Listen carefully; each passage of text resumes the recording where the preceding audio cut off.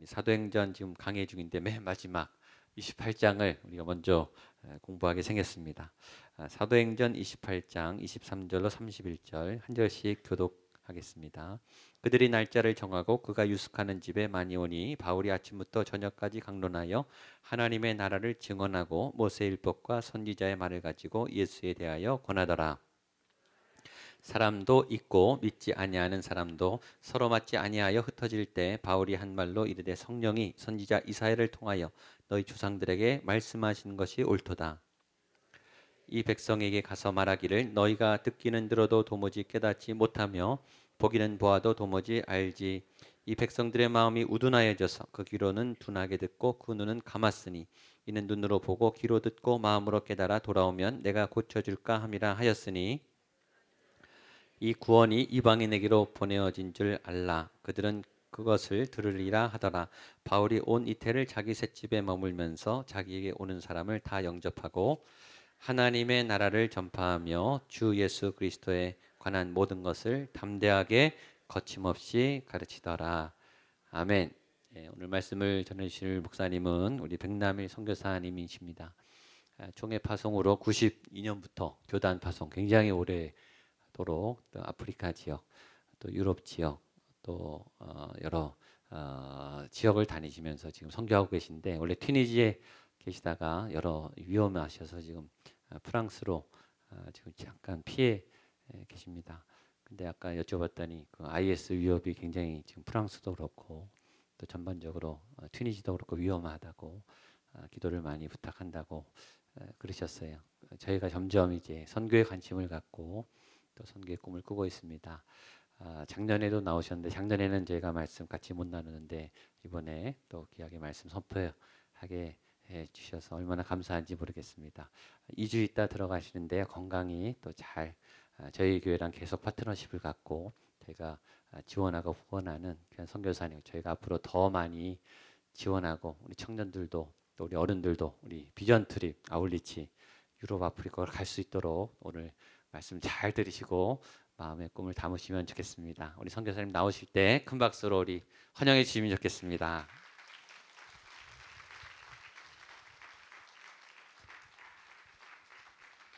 할렐루야. 오랜만에 우리 목양교회에 오게 되어서 감사합니다. 제가 잠비아 사역하고 그리고 또 이제 북쪽으로 올라가서 튀니지 사역하고 이제는 이제 지중해를 건너서 프랑스로 왔습니다. 2011년 이제 튀니지 저희가 한 17년 사역하다가 2011년도에 혁명이 났습니다. 오랫동안 27년 동안 독재하시던 그 대통령께서 쫓겨나시고 이제 이슬람 원리주의자들 그 나라는 이슬람 국가입니다. 그런데 이슬람 원리주의자들이 또 정권을 잡고 한 2년 동안 힘들어하다가 이제 최근에 다시 이제 헌법을 바꿔서 아주 그 유럽 헌법과 비슷하게 만들었습니다. 그래서 이제 나라가 좀 안정되어서 저희도 이제 다시 튀니지에서 사역할 수 있지 않겠느냐 하고 이제 기도하고 있었는데 올해 3월 달에 또 사건이 터지고 또 6월 달에 다시 또 두 번이나 연속해서 사건이 터졌습니다. 그래가지고 튀니지가 상당히 어려워지고 다시 또 비상사태 우리말로 말하면 뭐 계엄령이죠. 계엄령이 다시 터져가지고 아주 튀니지 국민들이 어렵게 되었습니다. 여러분 특별히 튀니지를 기억하시면서 기도해 주시면 감사하겠습니다.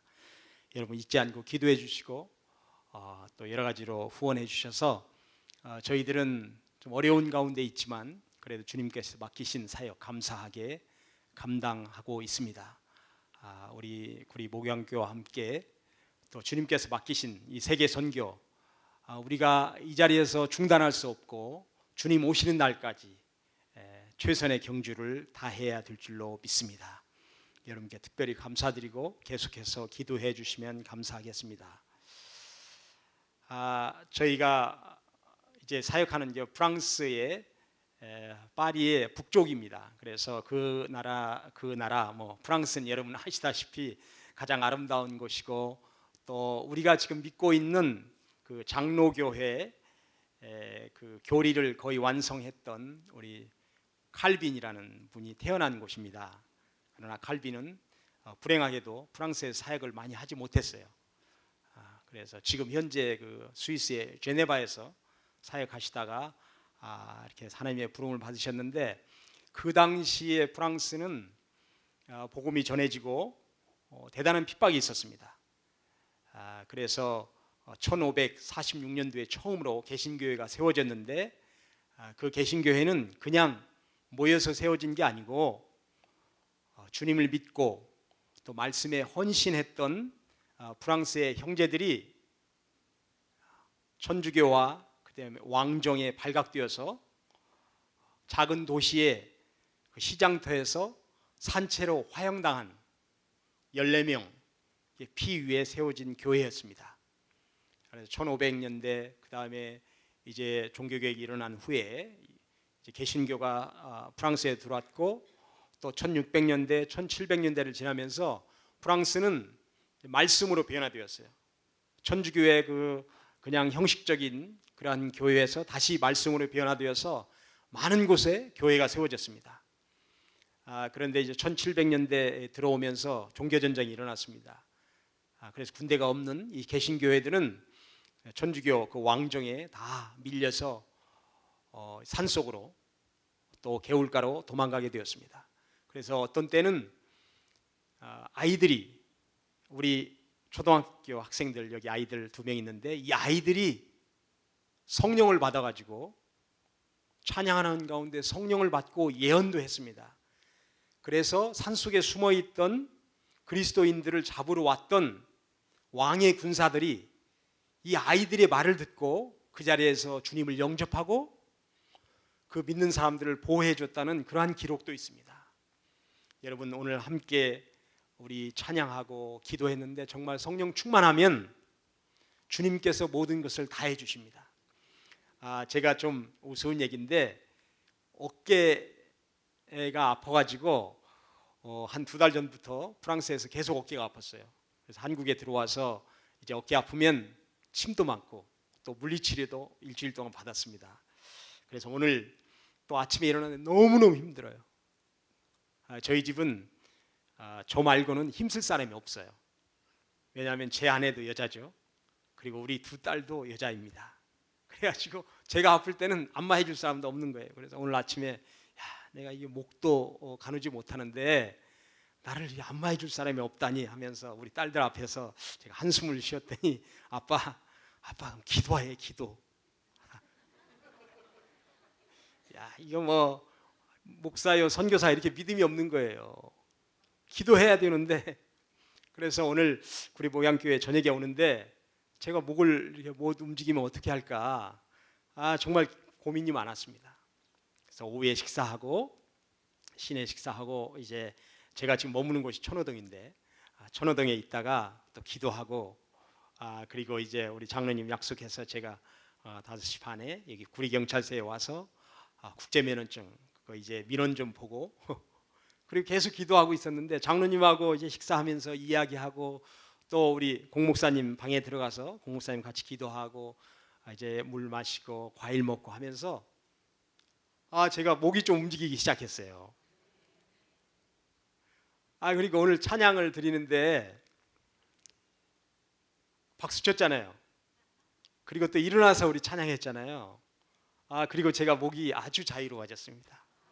그래서 혹시 목이 아프신 분들, 이 어깨가 아프신 분들은 일어나서 박수치면 찬양하면 저와 같이 이렇게 아주 자유로워집니다. 할렐루야. 오늘 저와 함께 여러분 말씀을 나누는데 제가 여러분들과 함께 찬양하면서 우리 프랑스에 있는 교회를 생각했어요. 우리 교회는 예배를 2시간 드립니다. 여러분도 한 2시간 드리시죠? 지금 이제 8시 16분이니까. 근데 우리 교회하고 다른 건 뭐냐면 우리 교회는 예배당이 없습니다. 그리고 이렇게 많이 모이지 않습니다. 여러분 수요일 저녁인데 참 많이 나오셨네요. 그리고 또 우리 교회는 강대상도 없습니다. 그리고 찬양팀도 없습니다. 또 피아노도 없고 이런 것도 없어요. 그런데 하나 같은 것은 우리는 1시간 동안 일어나서 찬양합니다. 그리고 박수치면서 찬양합니다. 그래서 우리 교회에 왔던 그런 착각을 제가 오랜만에 한국에 들어 2, 3주 됐는데 오랜만에 느끼게 되어서 참 감사했습니다. 여러분, 마지막 때 하늘나라에 가면 찬양한 것만 남는다 그래요. 그러니까 열심히 찬양하시고, 저같이 어깨가 안 좋으신 분들은 침 그만 맞으시고 다 찬양하시면 나을 줄로 믿습니다. 아멘. 아멘 하신 분들만 다 나을 줄로 믿습니다. 제가 튀니지에서 2011년도에 이슬람권이에요. 이슬람권. 제가 몇 번 보고를 드렸습니다. 갑자기 사고가 터진 거예요. 갑자기. 그래서 우리 집 앞에서 총격전이 벌어졌어요. 그러니까 저희는 뭐 아까 말씀드린 대로 딸이 둘뿐이 없기 때문에 제가 앞에 나와서 이제 총탄을 막아내야 되는 거예요. 그러니까 어떻게 하겠어요? 우리 집 문 다 잠그고, 대문 잠그고, 뭐 현관문도 잠그고, 또 철문도 잠그고, 그 앞에다 저희들 그 가구, 뭐 찬장 같은 거 이런 거 다 해놓고, 또 방에는 이제 그 아이들 책장, 뭐 책상 다 뒤집어서 이제 막아놓고, 또 침대 밑에 다 들어가서 숨어 있으라고 그랬어요. 우리 아이가 그때 막내가 13살, 우리 큰 아이는 고등학교 2학기, 3학년 2학기, 이제 대학을 들어가야 됩니다. 너무 이제 총탄이 뭐 우리 집 앞에서 뭐 총격전이 벌어지고, 저희 집 그 지붕 위에서 헬리콥터가 이제 돌아다니면서 또 총격을 가하고 해서 저도 뭐 어쩔 수 없이 벽에 숨어 있고 하는데, 한참을 새벽에 이제 숨어 있는데 우리 큰 아이가 막 울면서 엄마를 부르고 있어요. 그래서 올라가 봤더니 우리 둘째 아이가 거의 정신 이상이 된 거예요. 너무 놀래가지고, 충격에 너무 놀래서 정신을 다 잃고 쓰러져 있는 거예요. 근데 우리 큰 아이가 너무 놀래가지고 엄마를 불렀어요. 근데 밖에 나갈 수도 없고, 또 병원도 갈 수도 없고, 정말 고민하고, 또 붙잡고 기도하고, 어떻게 얘를 치료할 수 있을까? 근데 앞이 캄캄하고, 여러분 뭐 부모된 여러분 다 아시잖아요.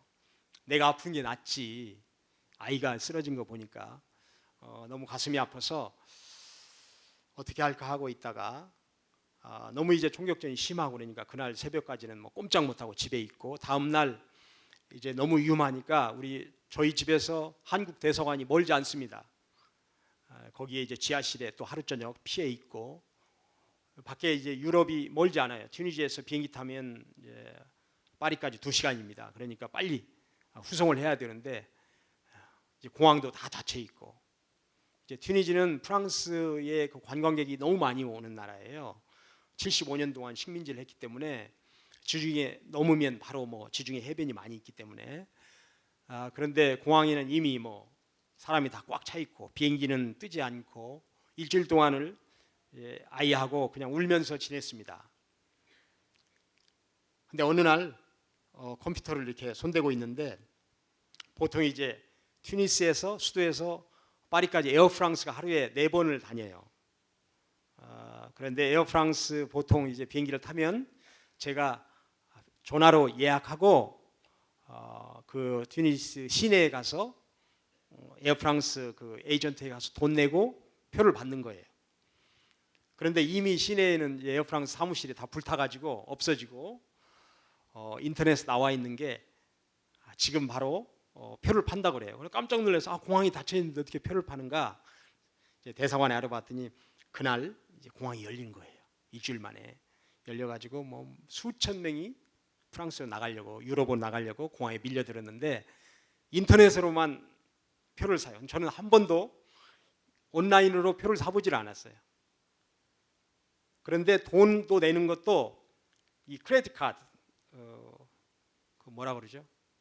신용카드. 신용카드를 돈을 내야 되는데 제가 신용카드를 한 번도 사용을 못했어요. 신용카드가 없었어요. 그런데 그 전해에 한국에 나왔다가, 제가 한국에 소득이 없으니까, 세금 내는 사람이 아니니까 안 해줘요. 그러다 어느 해는 해준다고 그랬다, 어느 해는 안 해준다고 하니까 제가 그 신용카드를 할 수 없었어요. 근데 그 전해에 저희 친구 한 사람이 그 신용카드 그냥 길가에서 하면 된다고 그래요. 그래, 정말 길가에서 되더라고요.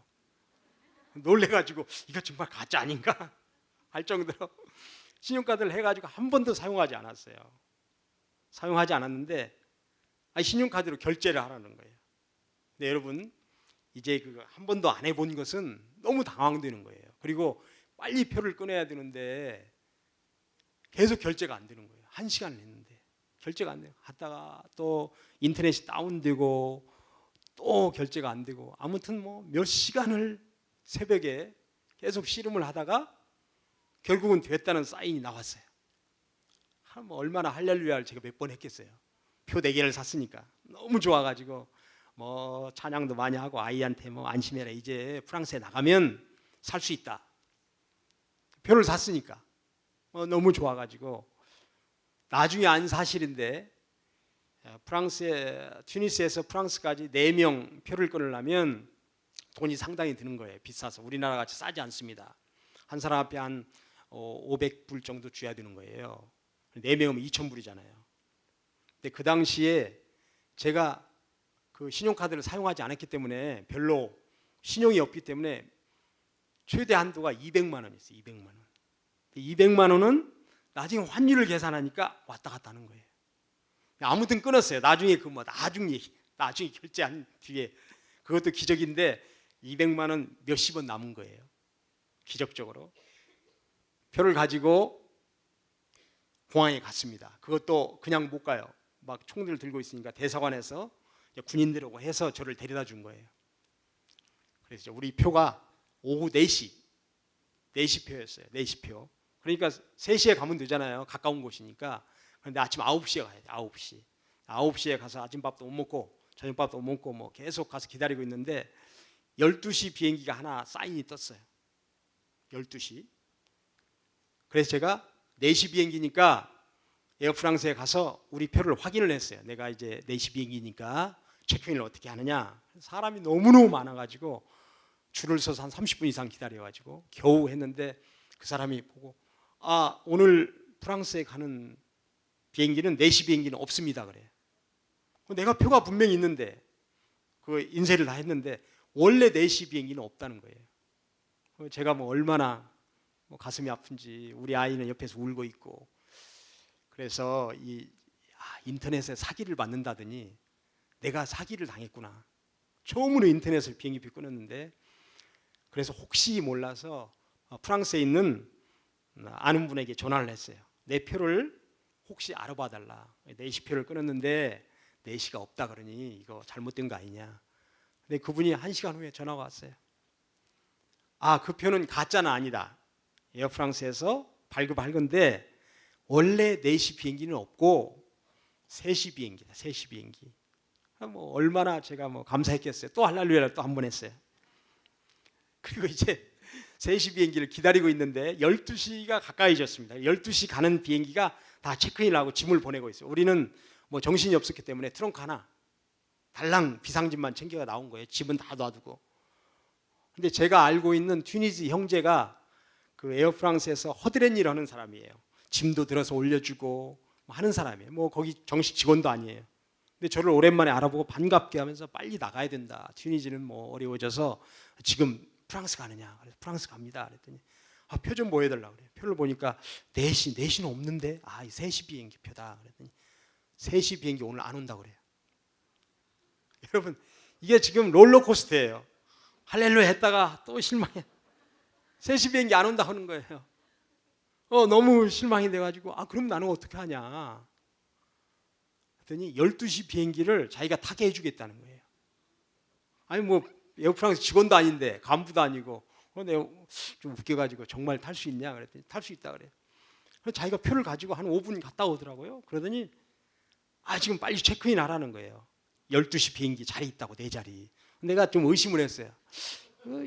12시 비행기 타서 뭐 하란, 자기가 짐을 끌고 가가지고 이제 짐을 붙여주고 그 자리표, 보딩 패스를 준 거예요. 내가 너무 정신이 없고 땀은 흘리고 뭐 아침부터 너무 정신이 없어서 제 큰딸 이름이 주영인데 주영이한테 제가 보딩 패스를 줬습니다. 잘 가지고 있으라. 우리 오늘 파리를 가야 주은이 살릴 수 있으니까 잘 가지고 있으라 그러고, 그 친구한테 고맙다고 인사하고 이제 뭐 12시 비행기 하고 가려고 그랬더니 우리 주영이가 저한테 아빠 이거 12시 비행기 아니고 3시 비행기야.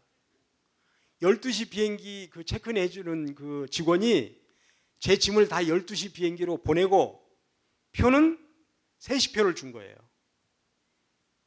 얼마나 제가 혼돈스럽겠어요. 이거 너무 혼돈스러워가지고 몇 시간 사이에 우리 짐은 이미 갔고 3시 비행기는 안 온다고 그러고 프랑스에서 와서 태워가지고 가는 거예요. 그런데 그날 마침 튀니지에서 정치적 망명했던 20년 동안 망명했던 야당 지도자가 프랑스에서 돌아오는 시간이에요. 그러니까 프랑스 비행기가 사고가 날까 봐 아주 출발을 안 해버렸어요. 프랑스에서. 그래서 3시 비행기는 없어지고 저희들은 못 가는 거 아니에요. 짐은 갔고 그래서 짐은 다 잊어먹고 이제 안 된다. 그런데 그 친구가 또 찾아온 거예요. 저를 체크인 해줬던 친구가 찾아와서 왜 안 가고 있냐고. 그래서 표가 지금 3시 표라고 내 보딩 패스가. 그랬더니 아니라고. 내가 분명히 책임자한테 말했는데 내 자리를 얻어놨다고. 빨리 들어가라고 그래. 이거까지 못 간다.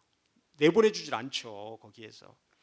그랬더니 그분이 10분 12시는 지금 다 돼가는 거예요. 이제 시간은 막 지나서 12시 다 돼가는데 그 책임자를 자기가 정말 데리고 왔어요.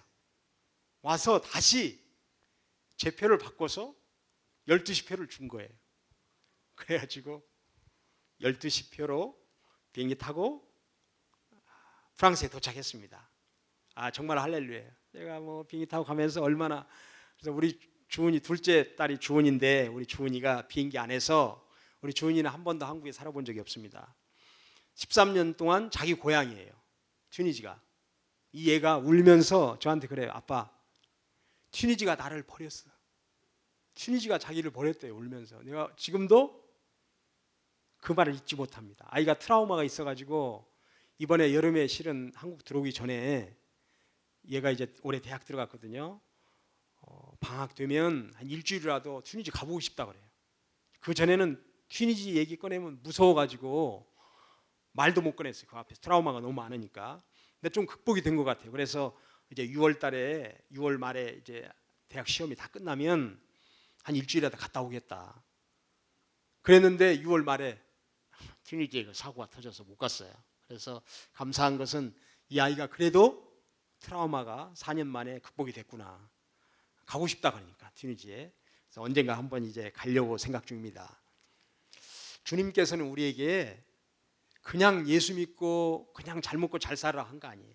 주님께서 처음으로 첫 선교사가 예수 그리스도 아니에요. 우리에게 복음을 주셨으니까. 근데 주님께서 제자들에게 이 선교의 바톤, 우리 릴레이 할 때 바톤을 타치하잖아요. 바톤을 넘겨주셨어요. 그래서 온 천하에 다니며 만민에게 복음을 전파하라. 이 선교사, 첫 선교사, 1호 선교사가 바톤을 제자들에게, 제자들은 정말 복음을 전하기 위해 자기 목숨을 다 드렸습니다. 베드로도 또 야고보도 많은 주의 제자들이 복음을 전하는데 자기 생명을 바쳤습니다. 제가 살고 있던 튀니지의 옛날 이름은 카르타고입니다. 거기에 그 유명한 신학자가 한 사람이 탄생했는데 이분은 예수 믿지 않는 사람이었어요. 한 200년대, 주 200년. 근데 그때 로마의 속국이었던 카르타고가 예수 믿는 사람이 많았습니다. 그래서 핍박이 심했어요. 어떤 사람들은 원형 경기장에 놓고 창으로 찔러 죽이고 짐승들의 뿔에 받쳐서 죽고, 그 현장을 이 변호사인 터툴리안이라는 사람이 보고 있었어요. 이 사람이 그런 생각을 했어요. 도대체 예수 그리스도는 누구이길래 저 사람들이 안 믿는다고 부인만 하면 목숨을 건질 수 있는데 부인 않고 나는 예수의 제자다 하면서 죽고 있느냐. 도대체 누구인가 예수 그리스도. 이 지식인이 연구했어요. 생각했어요. 그러다가 이분이 예수를 믿게 되었습니다. 그리고 세계 최초로 라틴어로 된 신학서적을 쓰기 시작했고, 우리가 지금 믿는 성부, 성자, 성령의 하나님 삼위일체의 교리를 만든 분이에요. 이분이 그런 말을 했어요. 순교자의 피는 교회의 씨앗이 된다. 여러분, 우리를 위해서 많이 피 흘려주신 우리 조상들이 있어요. 어떤 선교사님은 26살에 우리 조선 땅에 왔습니다. 와가지고 한 번도 전도하지 못했어요. 다만 죽기 전에 자기 가지고 있던 성경을 그냥 뿌린 것뿐이에요. 그 성경을 받고 12살의 최치량이라는 사람은 나중에 20몇 년이 지난 후에 그 성경으로 도배해진 그 주막의 주인이 되었어요. 어느 날 마페 선교사님이 그 주막에 묵게 되었습니다. 어떻게 된 거냐? 이 성경이 다 뭐냐? 다 도배해 놓은 성경. 토마스 선교사님이 버렸던, 자기 목숨을 다해서 던졌던 그 성경을 받고, 그 성경이 도배해서 있는 그 성경을 보고 주막 주인에게 복음을 전하게 되어서 이 최치량이라는 이 12살 소년이 나중에 한국에 유명한 성령운동이 일어났던 평양의 장대현 교회를 세우게 됩니다. 여러분, 그냥 교회는, 우리 교회가 그냥 세워지고 우리가 예수 믿는 거 아니에요. 많은 사람들이 피를 흘렸습니다. 그 거룩한 선교의 바톤을 또 넘겨준 거예요. 바울 선생님은 정말 핍박했던 그 사도였지만 선교의 바톤을 받고 목숨을 다해서 유럽을 향해서 복음을 전했습니다. 그리고 결국은 마지막에는 로마에서 순교하셨어요. 그 피가 그냥 땅에 떨어져 죽지 않고 살아서 전 유럽을 복음화시키고, 그 복음의 횃불을 들고 또 미대륙으로, 미국과 남미로 복음이 전해졌습니다. 거기에 있던 헌신자들이 거룩한 선교의 바톤을 들고 이 미지의 땅 조선에까지 와서 복음을 전했습니다. 그래서 많은 순교의 피를 우리 조선 땅 한국을 위해서 흘려주셨어요. 여러분, 지금도 전 세계가 다 평화로운 것 같지만 지금도 순교자의 피가 흐르고 있습니다. 여러분, 이란 땅에 가보시면 아직도 예수 믿는다고 감옥에 갇혀 있고, 아직도 예수 믿고 사형을 당하고 있습니다. 우리가 지금 이 좋은 예배당에서 이렇게 찬양하며 있지만 누구도 방해하지 않잖아요. 여러분, 프랑스에 오시면 여러분께 길가에서 기타 치고 찬양하면서 전도하면 바로 5분도 안 돼서 경찰이 쫓아옵니다. 허가증이 있습니까? 여러분에게 물어봅니다. 저희가 지금 예배드리는 그 동네는 전체 다 무슬림이에요. 프랑스는 지금 인구 6,500만 중에 10%인, 거의 10%인 600만 이상이 무슬림입니다. 유럽에서 가장 많은 무슬림이 있는 나라예요. 그리고 목사님 아까 언급하셨지만 IS에 유럽에서 가장 많은 1,500명이 가입해 지금 가서 싸우고 있어요. IS 요원으로. 그래서 프랑스에 오면 마음대로 전도하지 못합니다. 다 허락을 맡아야 됩니다. 저희도 전도하는 구역이 딱 정해졌어요. 저희가 이제 그 대를 펴놓고 성경도 놓고 쪽복음도 놓고 전도하고 있는데 그 이상 지역은 갈 수 없어요. 경찰이 그 지역만 허락을 받았어요. 그리고 지금도 만약 학교 선생님이 아이한테 야, 너 주일날 교회 가니? 예수 믿어야 돼. 한마디 하면 해고당합니다. 지금 전 세계적으로 한 군데도 선교사를 환영하는 곳이 없습니다. 지금 때가 급합니다. 우리가 우리 이웃에게 전도하지 않으면 그 영혼은 지금 지옥을 향해서 가고 있는 거예요. 그렇죠? 간단한 겁니다. 복음은 예수 믿고 천국 가는 거예요. 주님의 제자 되는 거예요. 아니면 지옥의 자녀 되는 거예요. 우리가 성령 충만하면 이 선교의 바톤을 넘겨줄 수 있습니다. 여러분, 400m 계주할 때 100m를 달릴 때 아주 전력으로 질주하지 않으면 그 다음 주자에게 바톤을 넘겨줘야 아무 필요가 없습니다. 그렇다고 해서 또 2008년 베이징 올림픽에서 미국 팀과 같이 준결승까지 다 올라가서 15번이나 금메달을 땄던 미국 팀이 준결승에서 마지막 주자에게 바톤을 터치하다가 놓쳤습니다. 그래가지고 실격 처리돼서 더 이상 달리지 못했어요. 여러분, 우리가 받은 이 선교의 바톤 놓치면 안 되겠어요. 잘 들고 전력 질주해야 됩니다. 오늘 바울의 이 마지막 말씀을 보면 온 이태를 자기 셋집에 머물면서 자기에게 오는 사람을 다 영접하고, 저는 이 말씀을 읽을 때마다 은혜가 넘칩니다. 왜냐하면 제가 평생 셋집에 살았기 때문이에요. 셋집에 사는 여러분, 집이 없다고 실망하지 마십시오. 선교사도 셋집에 살면서 복음 전할 수 있는 거예요.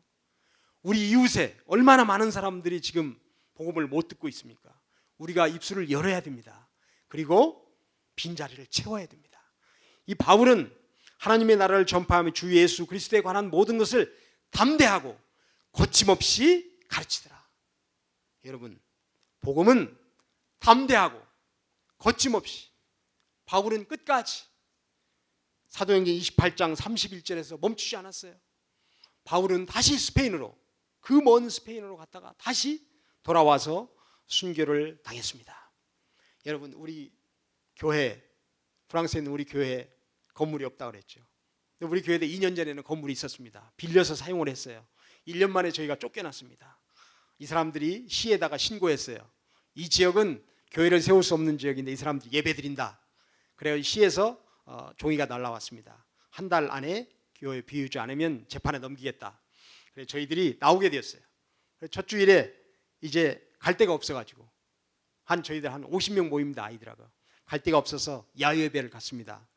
공원에 야유예배를 갔는데 우리 교인들은 다 가난해요. 우리 50명 중에 차가 있는 사람이 두세 가정밖에 되지 않습니다.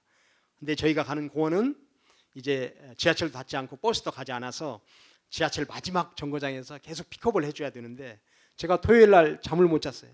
저도 차가 없고 우리 형제들도 차가 없는데 어떡할까, 또 이 사람들이 올 수 있을까, 날씨도 안 좋은데 고민하고 기도하고 있는데 10시 반 우리는 예배거든요. 10시 반에 정말 거짓말같이 아이들 포함해서 100%다 예배 참석했어요. 한 번도 우리가 100% 참석한 적이 없어요. 몇 가정은 빠지죠. 우리 모양교회는 다 100% 참석할 줄 믿습니다만 저희 교회는 90% 참석하고 그래요. 근데 한 명도 빠지지 않고 다 참석. 제가 얼마나 감사하고 감격하고. 근데 우리가 이제 아까 찬양 인도하는 우리 한 사람 있는데 그 형제가 알제리 형제인데 막 찬양을 인도하고 있어요. 거의 제가 설교 끝나고 찬양 인도하고 제가 축도만 남았어요. 근데 이 형제가 마지막 찬양을 인도하는데 지나가는 사람들이 그 형제에게 손을 흔들어요. 한 20명이. 그래서 이렇게 뒤돌아 돌아보니까 거의 얼굴이 이제 북아프리카에서 온 사람들, 튀니지 사람인가 알제리 사람인가. 축도 끝나고 이 형제가 막 달려가서 몇 사람들하고 인사를 하고 그래요. 한참 있다 왔어요. 물어봤더니 누구냐? 그랬더니 15년 만에 자기 고향 동네 사람을 만난 거예요. 프랑스에서. 이 사람 다 흩어져 살다가 무슨 일이 있어서 파리에 왔는데 그날 점심을 공원에서 하기로 해서 다 모인 거예요.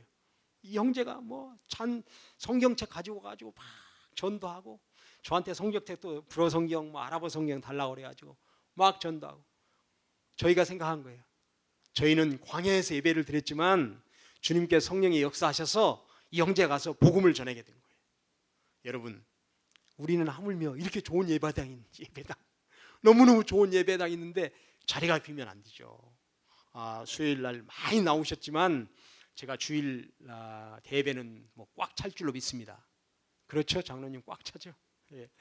대답을 안 하시는 게 너무 차서 넘쳐서 안 하시는 것 같은데, 아무튼 우리가 지금 한국에 아무리 예수를 많이 믿는다고 우리가 유명하다고 해도 맥시멈 20%예요. 10명 중에 8명은 지옥을 향해 달려가는 거예요. 이게 다 선교 대상이에요. 선교가 꼭 프랑스만 와야 되냐, 아프리카만 가야 되냐? 아니죠. 여러분이 다 선교사예요. 주님께서 여러분에게 그리스도의 대사라는 직분을 주셨어요. 그리스도의 대사. 그리스도의 대사는 누구 말을 들어야 돼요? 보내신 그리스도의 말을 들어야 되는 거예요. 그리스도의 말을 듣는 가장 중요한 것은 복음 전하는 겁니다. 여러분, 교회가 아무리 구제를 많이 하고 다른 거 많이 해도 복음 전하지 않으면 교회가 아니에요. 저는 그렇게 봐요. 교회가 아무리 구제 많이 하고 문화사역을 많이 해도 복음을 전하지 않는 교회, 매주 새로운 신자가 나오지 않는 교회는 문제가 있는 교회입니다. 문제의식을 가져야 돼요. 우리는 왜 전도하지 않는가? 전도하는데 전력 투구해야 됩니다. 전력 투구해야 돼요. 400m 계주 달리듯이 100m 바톤을 들고 전력 질주해야 돼요. 이웃에게 전도할 때 여러분 한두 번 해봐서 저 사람은 교회 안 와, 필요 없어, 나는 이제 더 안 해, 이렇게 하면 안 돼요. 식구들이 더 전도하기 어렵잖아요. 2번, 3번, 10번, 100번이라도 가야죠. 그러면 성령께서 역사하시죠. 우리는 성령이 오시옵소서 찬양하면서 전도할 때는 늘 의심하고 저 사람이 좀 올까? 한번 교회 와줄까? 아니에요. 담대하게 복음을 전해야 됩니다. 여러분, 저희 교인 중에는 주일 예배 한번 나오려고 일주일 동안 자기 남편한테 욕먹고 저주받고 핍박받습니다. 제가 한 번은 주일 예배에 대해서 출석 잘하라고 설교를 하려고 그랬어요. 다 불어 설교 원고 준비했어요. 근데 성령께서 정말 말씀을 하려고 하면 못 오게 계속 예배 시간에. 그래서 그 말을 못하고 지나갔어요. 끝나고 나서 우리 자매 한 분이 있는데 이 자매가 보따리를, 정말 큰 보따리를 가지고 와서 가방에다 뭐 무거운 걸, 그래서 자매 이게 뭐냐고 물어봤더니 그 자매가, 목사님 미용 도구입니다. 미용 도구. 이 자매가 미용사예요.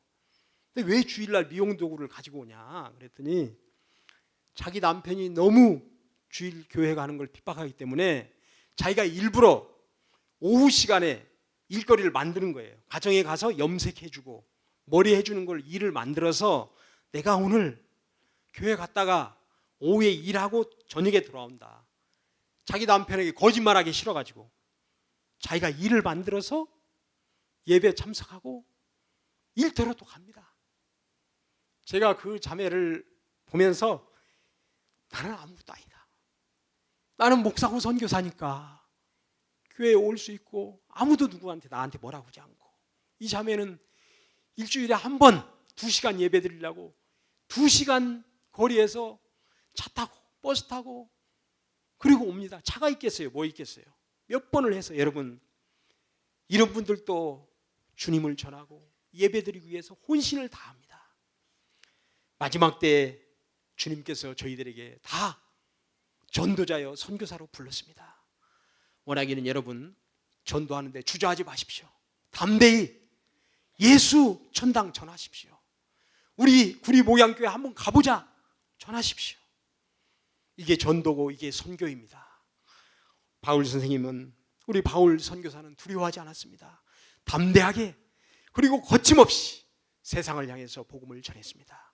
우리 사랑하는 목양교회 성도 여러분, 두려워하지 않고 담대하게 이 구리 전체를 복음화시키고 나아가서 전 세계를 향해서 우리 구리 목양교회 출신 청년들이, 또 나이 드신 분들은 시니어 선교사로 얼마든지 선교 현장에 갈 수 있습니다.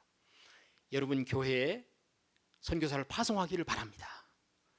그래서 언젠가는 파송한 그 선교사, 그 지역에 가서 여러분 단기 선교도 하고 그 지역에 가서 전도도 하고 또 아프리카도 보내고 유럽도 오고, 유럽도 지금 다 영적으로 교회가 죽어가고 있습니다. 우리가 복음 전하지 않으면 그냥 있는 것이 아니에요. 이슬람이 와서 다 점령하고 있습니다. 지금 최근에 프랑스에서는 이슬람 사람들이 아주 간이 커져가지고 공개적으로 남아있는 예배 안 드리는 천주교 건물 다 내놓으라고 그랬어요. 자기들 지금 건물이 2,000개 있습니다. 그런데 300개가 건축 중이에요. 앞으로 2,000개가 더 필요하다. 내놓으라 이렇게 협박했어요. 그 사람들은 투표권이 있어요. 앞으로 2년 후면 대통령 선거합니다. 이전에 3년 전에 대통령 되었던 사람들, 이 사람들 표 받아가지고 대통령 되었어요. 그래서 지금 걱정입니다. 그 건물을 다 내줄까 봐. 왜냐하면 1905년 전에 지어졌던 천주교 건물은 다 정부 소유입니다. 정부가 주라면 줘야 돼요. 그래서 우리가 뭐 같은 기독교로서, 천주교가 우리하고 신앙은 좀 다르지만 우리가 기도해야 됩니다. 보호받지 않으면 이제 전체적으로 유럽 전체를 향해서 이슬람이 이제 활개를 치게 되어 있습니다. 한국도 지금 우리 교회가 기도하고 전도하지 않으면 위험한 때가 올 수도 있습니다. 여러분 두려워하지 마시고, 그렇다고 해서 뭐 이슬람이 두렵고 우리가 무서워서 하는 게 아니고 그 영혼들이 불쌍하니까 하는 거예요. 그 영혼들이 불쌍하니까. 여러분 너무 이렇게 두려워하고 또 위축되지 마시고 담대하게 복음을 들고 나갈 때 성령께서 여러분과 함께 하실 것을 믿습니다. 기도하겠습니다.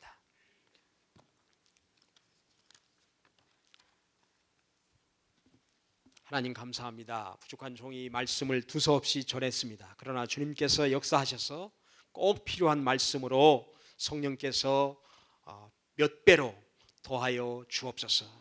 우리 목양교회 축복하여 주셔서 우리 교회가 더 선교하고 더 전도해서 정말 생명을 살리는 교회가 되도록 역사해 주실 것을 믿습니다. 감사합니다. 주님, 선교의 사령관 되신 예수님의 이름으로 기도합니다.